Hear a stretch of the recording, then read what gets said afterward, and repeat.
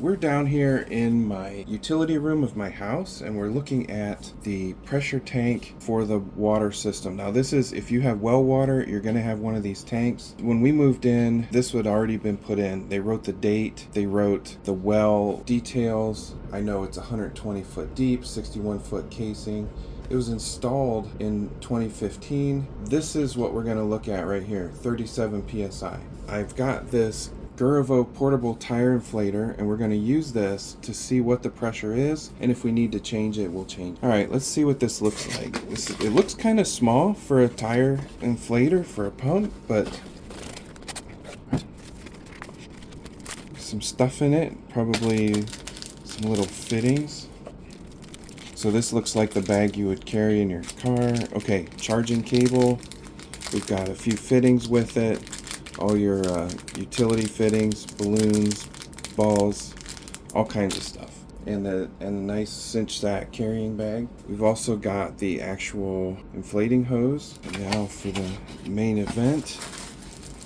It's all very compact, really kind of heavy. Nice. I love that it's small. I have some of these that are very big and bulky. First, let's peel that off. Love that. Full charge out of the box. That's really cool. So right now we have 0 pressure and we're set to 35 psi right up there at the top. Let's see what else we got. 40, 38. There's some presets. 8 psi for a basketball. You'll have to tell me in the comments if that's accurate. Then we can do plus or minus. We can change it. Looks like half psi increments. We have a light. That's pretty neat. Very handy. All right. Blinking light. Off. Put the hose on it, and to change the units, you hold down this button, and you can change between PSI, bar, KPA, all that. So we're gonna stick with PSI. I've put the hose on. It does have a sticker here that says hot. Air compressors, just by physics, will heat up.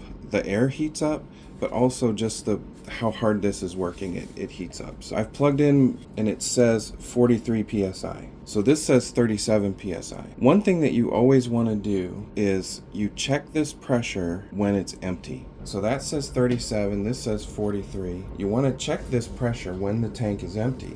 That is the empty pressure of this tank. So if we were to empty it, it would be at 37. The reason it's at 37 is that is 3 psi below switch pressure. The tank is going to switch on and switch off at 40 and 60. We want this to be slightly below 40 psi. So we have a higher pressure.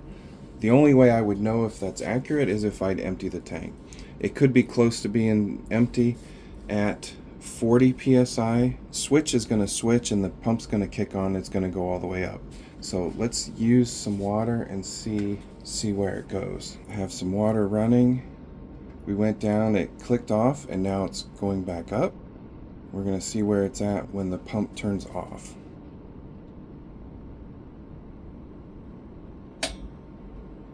.62. Okay, we were at 62. I had to walk to the other room to turn off the water, so that dropped. So now at full, I'm at 60 psi full. This has 37 written on it. So what I'm going to do is write on there.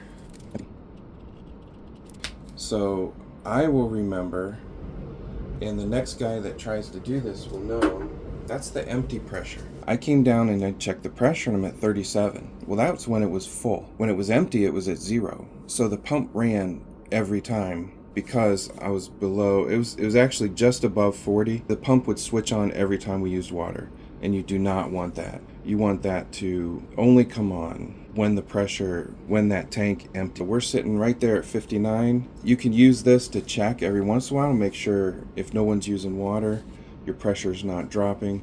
You should do a full empty and fill test about every 6 months. Things that I didn't know when I bought the house. So this Gurevo inflator, great tool, fits in my hand.